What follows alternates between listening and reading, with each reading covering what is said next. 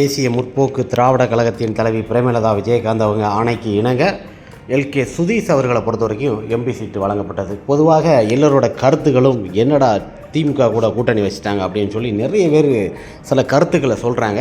அந்த கருத்துக்கு நம்ம எக்ஸ்பிளைன் பண்ணி தான் ஆகணும். குறிப்பாக நிறைய பேர்கள் நிறைய கருத்துக்கள் சொல்லலாம். அவ்வளோ கருத்துக்கள் இருந்திருந்தாலும் நம்மளோட கருத்துக்களை நம்ம சொல்லி தானே ஆகணும். பொதுவாக தேசிய முற்போக்கு திராவிட கழகம் என்பது கேப்டன் விஜயகாந்த் அவர் உருவாக்கிய ஒரு ஜாம்பவான் போல ரசிகர்களால் உருவாக்கப்பட்ட மிகப்பெரிய ஒரு கட்சின்னே சொல்லலாம். அந்த கட்சி எதிர்க்கட்சி தலைவராக இருந்தார். குறிப்பாக கேப்டன் இருக்கும்போது பார்த்திங்கன்னா அதுக்கு போல் பிஜேபியில் இருந்தாங்க, ஏடிஎம்கேல இவங்க எல்லோரும் கூடயும் கூட்டணி இருந்தாங்க. கூட்டணியில் இருந்தும் ஒரு எம்பி சீட்டு கூட வழங்கப்படலை. குறிப்பாக பாருங்கள், ஒரு எம்பி சீட்டு கூட வழங்கலை.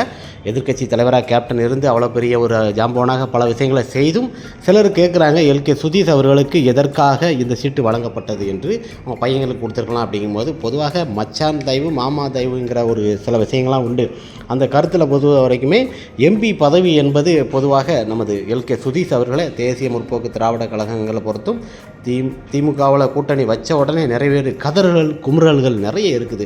குறிப்பாக பார்த்திங்கன்னா கேப்டன் மறைந்த பிறகு பார்த்திங்கன்னா 21 குண்டு முழக்கத்தில் பார்த்திங்கன்னா அவ்வளோ ஒரு குண்டு முழக்கங்களில் நம்ம ஸ்டாலின் ஐயா முதலமைச்சர் அவர்கள் கேப்டனை அந்த காலையில் இறந்த உடனே வந்துட்டார்.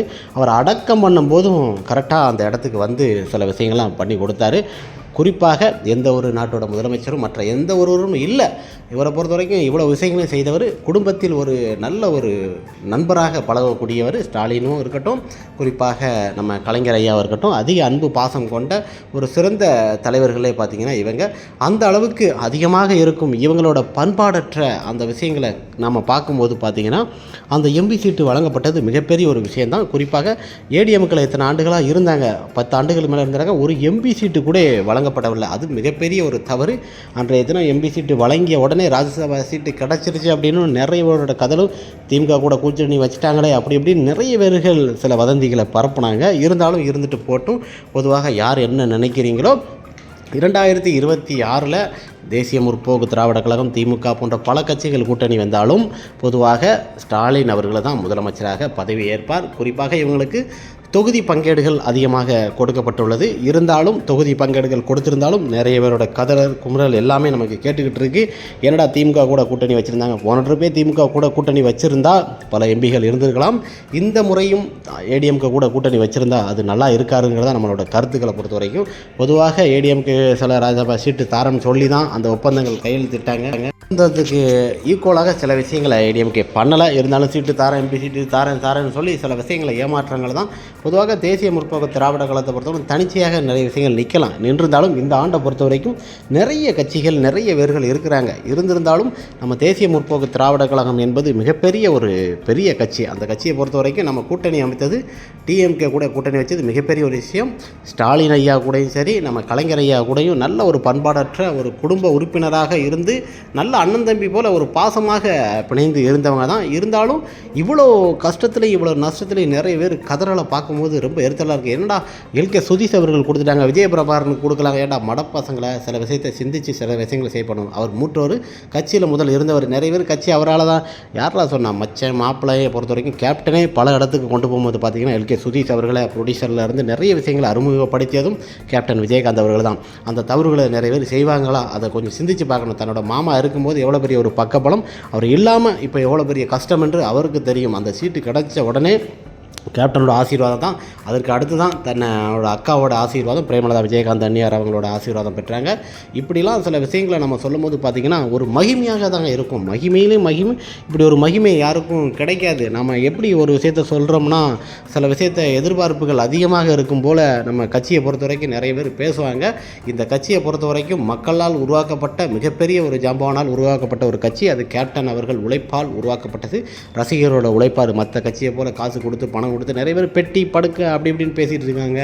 அதெல்லாம் தவறான ஒரு கருத்துக்கள். ஒரு இடத்துக்கு எவ்வளோ சீட்டுகள் கொடுக்கணுமோ அதை கொடுக்குறாங்க. 8 சீட்டு 9 சீட்டு ராஜ்யசபா சீட்டில் ஒரு சீட்டு கொடுத்துட்டாங்க. இந்த மாதிரி எந்த ஒரு கட்சிகளும் அரவணைப்புகள் இல்லை. அதனால தான் சில விஷயங்களை பொறுத்த வரைக்குமே நம்மளை பொறுத்த வரைக்கும் என்னடா இப்படி அப்படிங்கிற மாதிரி நிறைய பேர் யோசிக்கிறாங்க. திமுக கூட கூட்டணி வச்சதும் மிகப்பெரிய ஒரு சந்தோஷம். பிஜேபி கூட கூட்டணி வைக்காது மிகப்பெரிய ஒரு சந்தோஷம். ஏன்னா அவங்க கூட்டணிக்கு அழைச்சிட்டு ஒரு சீட்டு கூட திரும்ப கொடுக்கல. அதனை தொடர்ந்து ஏடிஎம்கேயும் சரி சீட்டு கொடுக்கல. இந்த தவறுகளை திரும்ப இழைத்திடப்படாது தான் மக்களோட கருத்துக்கள், அதுவும் தேசிய முற்போக்கு திராவிட கழகத்தின் இளைஞர்களோட கருத்துக்கள், எல்லாரோட கருத்துக்களை வைத்து தான் ஒப்பந்தமாகி திமுக கூட கூட்டணி வச்சுருக்காங்க. திமுக கூட பல ஆண்டுகள் கனவு, 10-15 ஆண்டுகளுக்கு பிறகு கேப்டன் இருக்கும்போதே இந்த மாதிரிலாம் இருந்து ராஜ்யசபா சீட்லாம் கிடச்சிருந்தா மிகப்பெரிய ஒரு சந்தோஷமாக இருந்திருக்கும். எல்லாரோட எதிர்ப்புகளையும் தாண்டி இன்றைக்கி அந்த கட்சி இவ்வளோ தூரத்துக்கு வந்திருக்கனால தேசிய முற்போக்கு திராவிட கழகத்தை இன்றைக்கி பார்த்திங்கன்னா பல இடங்களில் உயர்த்தி கொண்டாடுறது. பல பேர்கள் என்னத்தை தூத்தட்டுமோ போட்டோமோ அதெல்லாம் நமக்கு தேவையில்லை. ஆனால் கட்சியை பொறுத்த வரைக்கும் இந்த அளவுக்கு ஒரு ஸ்ட்ராங்காக கொண்டு வந்தது கேப்டன். இன்றைக்கி பார்த்திங்கன்னா ஒரு லேடியாக இருந்து இந்த கட்சியை வழிநடத்தி கொண்டு வரதும் ஒரு பெரிய விஷயம் தான். ஏன்னா மற்றவங்களாம் வந்து இப்படி வழி நடத்துவாங்கன்னு தெரியாது. இந்த அளவுக்கு இருந்து பல இடங்களில் போராட்டங்கள், எங்கு சென்றாலும் போராட்டத்தில் முதல் இடத்துல நிற்பாது. அது விஜய பிரபாகரன் அவரும் நிற்பார். இந்த மாதிரி எந்த ஒரு கட்சியிலும் ஒரு பெண்ணாக இருந்து இது பண்ண கிடையாது. செல்வி ஜெயலலிதா அவங்கள கருத்துக்களை நம்ம கொண்டுக்கலாம். பொதுவாக பார்த்திங்கன்னா ஒரு லேடிஸாக இருந்து ஒரு பெண்மணியாக இருந்து பல இடங்களில் எந்த ஒரு போராட்டமாக இருந்தாலும் முதல்ல குரல் கொடுக்கும் ஒரு கட்சியாக தேசிய முற்போக்கு திராவிட கழகம் இருந்தது. பொதுவாக திமுக பொறுத்த வரைக்கும் மற்ற கட்சிகள் வருவதை விட திமுக வரதே மிகப்பெரிய ஒரு பெட்ரு தான் நம்ம நினைக்கலாம். இப்போ தமிழ்நாட்டை பொறுத்த வரைக்குமே பிஜேபி மற்றவர்களாக வரும்போது பிஜேபியை பொறுத்த வரைக்கும் அவங்களோட தொகுதியில் அவங்க இருப்பாங்க. இருந்தாலும் நம்ம தமிழ்நாடை பொறுத்த வரைக்கும் திமுக வரதே, மற்ற கட்சிகள்லாம் டிவிக்கேங்க அதுங்கிறாங்க, ஏடிஎம்கேங்கிற. இப்போ இருக்க ஜென்ரேஷனில் ஏடிஎம்கே பொறுத்தவரைக்கும் அழிஞ்சிருச்சு. அன்றைய காலகட்டத்தில் ஏடிஎம்கே எப்படி இருந்ததோ அதெல்லாம் மாறிடுச்சு. இருந்தாலும் ஏடிஎம்கே கூட கூட்டணி வச்சாலும் சரிபட்டு வராதுன்ற ஒரு ஒப்பந்தங்கள் நமக்கே தெரிஞ்சிருச்சு. அதனால தான் திமுகவுடன் கூட்டணி வைத்தது. பிரேமலதா விஜயகாந்த் அவர்களாக இருக்கட்டும், விஜய பிரபாகரன், எல்கே சுதீஷ், கட்சி நிர்வாகிகள், தொண்டர்கள் எல்லோரோட கருத்துக்களையும் கருத்தில் கொண்டு தான் இன்றைக்கி திமுக கூட வச்சுருக்கிறாங்க. பல பேர்கள் தன்னோட கமாண்ட்லையும் பல விஷயங்களை கதறலையும் பார்க்கும்போது சில விஷயங்கள் இருக்குது. திமுக கூட போயிட்டாங்க. ஏன்டா திமுகவை பொறுத்த வரைக்கும் இத்தனை ஆண்டுகள் ஜாம்ராஜ்யமாக அன்றைக்கி பாலத்திலேருந்து சில விஷயங்களை ஏகப்பட்ட விஷயங்களை செய்து கொடுத்துருக்காரு.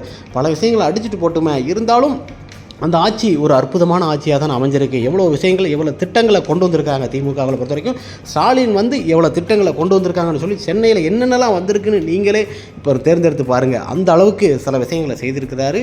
பிரேமலதா விஜயகாந்த் அவர்கள் எடுத்த முடிவும் கரெக்டு, அவங்க தொண்டர்கள் எடுத்த முடிவும் கரெக்டு. ராஜா சீட்டு கிடைச்சது. எல்கே சுதீஷ் அவர்கள் தன்னோட பணியை சிறக்க ஸ்டாலின் அவர்களை சந்தித்து பேசின விஷயங்கள்லாம் பார்க்கும்போது மிகப்பெரிய ஒரு சந்தோஷம் தான்.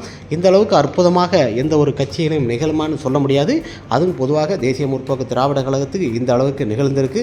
குறிப்பாக நாம் எதிர்பார்த்த அளவுக்கு ஒரு சூப்பரான விஷயங்களை இந்த கட்சி இப்போ வழிநடத்தி கொண்டிருக்கிறது.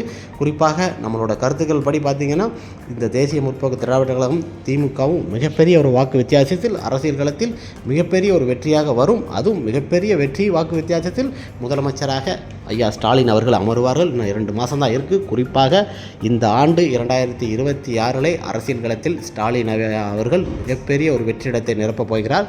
பொதுவாக திரும்பவும் திமுக ஆட்சி தான். தேசிய முற்போக்கு திராவிடம் போன்ற பல ஸ்ட்ராங்கான கட்சிகள் ஒன்றாக கூட்டணி வச்சுருக்கிறாங்க. ராஜ்யசபா சீட்டு கொடுத்து மிகப்பெரிய ஒரு விஷயங்கள், பல ஆண்டுகள் கனவு நிறைவேறினது மிகப்பெரிய ஒரு சந்தோஷம். அரசியல் களத்தில் மிகப்பெரிய ஒரு வெற்றி கட்சியாக தேசிய முற்போக்கு திராவிட கழகத்தும் ஒரு 10 சீட்டுக்கு மேலே வழங்குவாங்க. மிகப்பெரிய ஒரு ஆளுமை தான் இந்த கட்சியை.